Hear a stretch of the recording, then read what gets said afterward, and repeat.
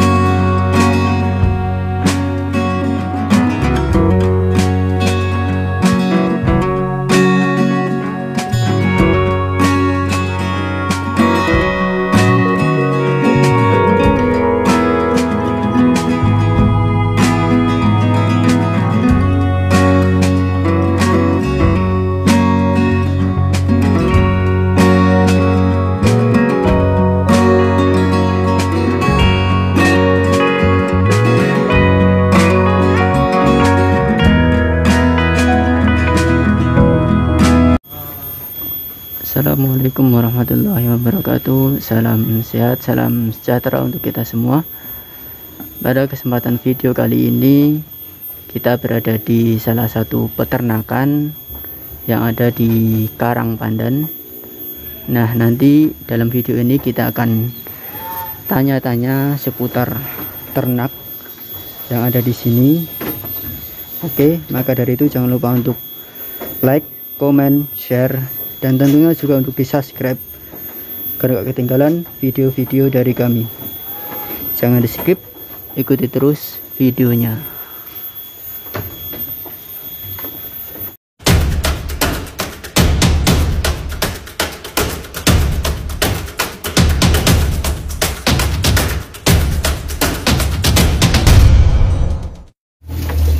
Oke teman-teman, kali ini kita sudah bersama sang ownernya.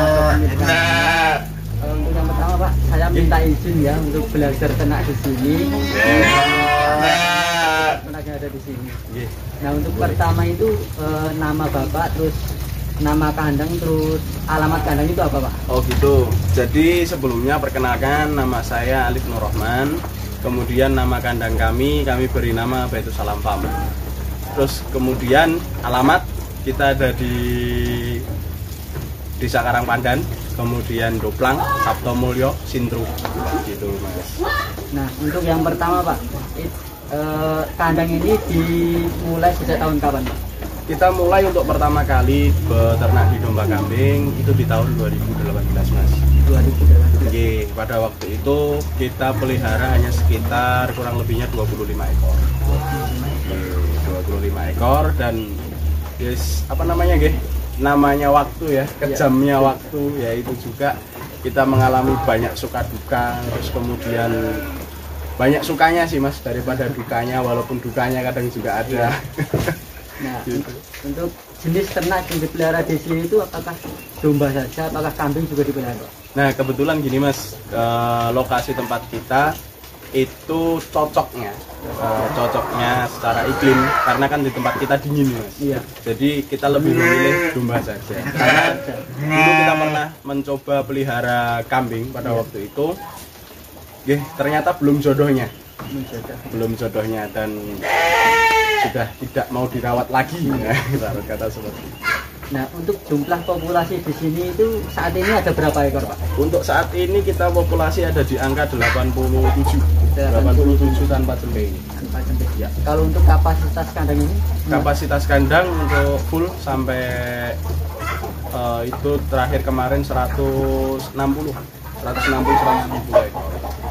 Nah untuk selanjutnya alasan beternak dari Bapak itu kok alasannya apa Pak untuk memilih beternak itu? Jadi gini Mas, untuk alasan kita itu yang pertama kenapa saya namakan Baitus Salam Farm. Yang pertama itu kan rumah keselamatan yang jelas. Kita beternak, kita mengikuti sunnah Rasul. Jadi kita di domba kambing teman-teman jangan kejarlah profitnya, kejar dulu barokahnya. Jadi barokahnya dapat, profit pasti akan mengikuti. Jadi pasti dulu banyak teman-teman yang bilang gini, wah ternak domba kambing pasti banyak ruginya. Jangan salah, prospeknya beternak domba kambing itu sangat besar dan sangat luar biasa. Untuk metode beternak di sini itu apakah breeding, apakah fattening, apakah semuanya digunakan Pak? Kita semua digunakan Mas. Semua digunakan. Dulu di tahun pertama, di tahun 2019 sampai tahun 2020 kita murni di breeding. Dan kita murni di breeding, di situ kita betul-betul breeding dan bleeding. Banyak teman-teman yang memplesetkan kata-kata breeding itu jadi bleeding, berdarah-darah. Iya. Karena memang kita selama 1 tahun tidak mendapatkan pemasukan sama sekali dan adanya outcome. Dan teman-teman banyak yang pemula lah ibarat kata, wah breeding itu lama, kita enak fattening. Ya ada sisi positif, ada sisi negatifnya juga. Dan gitu. Nah, tadi kan berbicara breeding ya. Yeah. Ini yang digunakan untuk pejantan itu apa? Jenis apa? Yang saya gunakan untuk pejantan itu saat ini kita pakainya Garut dengan Texel. Garut dan Texel. Yeah. Kenapa saya memilih Garut dan Texel? Yang pertama, local pride. Iya. Yang jelas Indonesia aja udah punya domba dan kambing yang bagus. Iya. Kenapa kita harus impor dengan harga yang mahal-mahal kan gitu. Terus resep pakan di sini Pak itu kalau hijauannya diberikan secara langsung apakah silase dulu? Saya semua diterapkan. Saya juga pakai silase, saya juga pakai hijauan segar, saya juga pakai konsentrat. Terus kemudian dengan populasi seperti ini, kalau untuk setiap hari kita mau ngarit, kita nggak mungkin kuat Mas. Makanya pentingnya bank pakan. Ya, jadi untuk teman-teman semua lah, kenapa kita selalu tekankan hijauan dan bank pakan itu yang nomor 1. Karena sekarang kalau kita mau pakai terus dengan konsentrat selama 1 tahun dan kita breeding, ya hasilnya terlalu tinggi. Kita bukan kok bicara terus perhitungan laba sekian itu tidak. Tapi yang jelas gimana cara kita untuk manajemen pakan. Karena keberhasilan ternak itu 70% ada di pakan. Tadi kan ada konsentratnya ya Pak. Yeah. Nah untuk pemberiannya itu secara kering apakah secara basah Pak? Oh kering Mas. Kering. Jadi dulu sedikit cerita. Yeah. Jadi dulu saya pernah mengalami ibarat kata pengalaman yang luar biasa. Agak pahit ya. Karena pakan basah atau yang bisa sering disebut komboran. Ya. Yeah, jadi dulu waktu Idul Kurban di tahun 2018 karena kita kan bermain timbangan. Yeah. Jadi kita mengirim ke salah satu tempat dan kebetulan waktu itu ditimbang di tempat. Yeah. Kita timbang di kandang bobot di angka 32 kilo. 32 kilo. Kita kirim ke tempat A, itu bobotnya cuma tinggal 27,5. Berarti penurunannya sangat drastis, luar biasa. Dan sekarang dari penurunan itu kita belajar. Kenapa sih kok komboran ini bisa sampai seperti ini parahnya untuk penyusutan? Karena memang domba kambing ini kenyangnya kan dengan air, bukan kenyang dengan pakan yang kita berikan. Jadi gitu. Terus kemudian ada juga yang pernah mengalami, Mas gara-gara komboran kok kembung gini. Itu bisa jadi. Tapi teman-teman punya resep sendiri-sendiri ya. Tapi kalau saya sudah mending tidak menggunakan komboran karena satu efisiensi waktunya juga kurang. Yang kedua, jangan pernah kita sekali-sekali membasahi bahan kering menjadi basah. Sama aja kita minggu gawe, ibarat kata 2 kali kerja. Untuk penanganan saat ternak sakit di sini itu kalau ada yang sakit ya Pak, itu memanggil dokter ya kan? Apakah ditangani sendiri Pak? Peternak harus mandiri. Mandiri ya. Peternak itu harus mandiri. Sekarang kalau kita sekali-sekali sakit terus apa-apa kita panggil dokter. Ya apa jadinya kalau kita mau mengandalkan? Bukan dalam artian kita tidak menghargai mereka, tidak. Tapi kalau caranya seperti itu terus, kita tidak bisa mandiri dan kita masih bergantung dengan dokter, kita tidak akan maju. Kita tidak akan maju dan kita apa itu namanya harus bisa menanamkan dalam diri kita itu harus bisa mandiri. Penanganan obat-obatan dan kawan-kawan itu mudah caranya. Suntik cuma ada di daging atau di bawah kulit. Daging, vitamin dan kawan-kawan bawah kulit, Ivermectin. Domba sakit, SOP seperti apa? Teman-teman sudah punya SOP-nya sendiri-sendiri.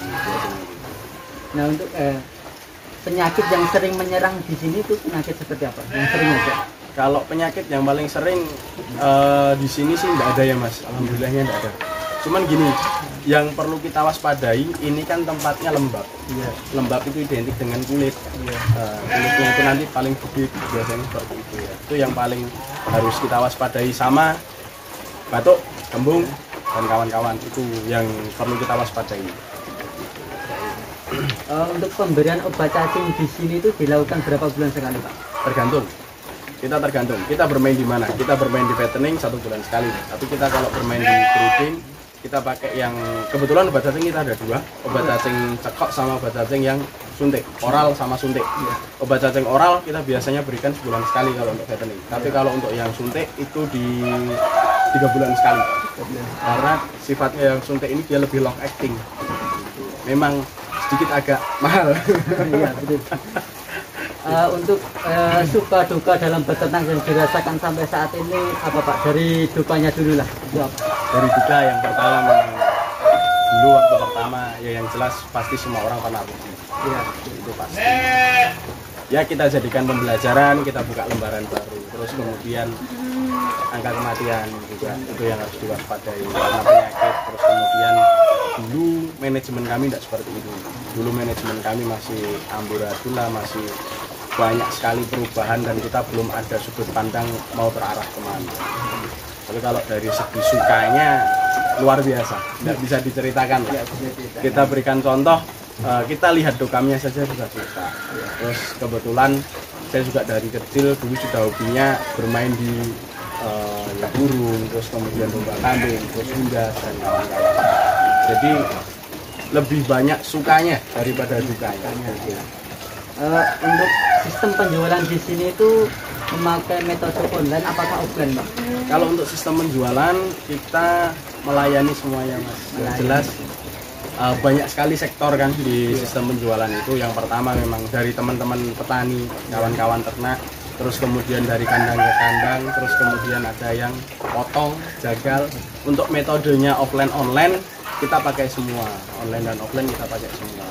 Nah, dari offline dan online tadi lebih banyak yang mana Pak? Kalau penjualan? Untuk saat ini kita lebih banyak ke offline. Jadi langsung datang ke sini ya? Betul, karena kita kan juga sudah punya mitra yang mereka semua breeding, ada juga yang fattening, jadi kita tinggal kontak-kontakan. Kita saling sharing, kita bertukar ilmu. Nah, untuk rencana ke depan Pak, untuk kandang ini apakah ada pelebaran lagi dan jumlah populasi untuk ditambah lagi, itu ada rencana nggak? Insya Allah pasti ada. Kita semua beternak inginnya berkembang dan maju. Yang jelas itu. Yang kedua, saya membangun usaha gimana caranya memang untuk kemaslahatan umat.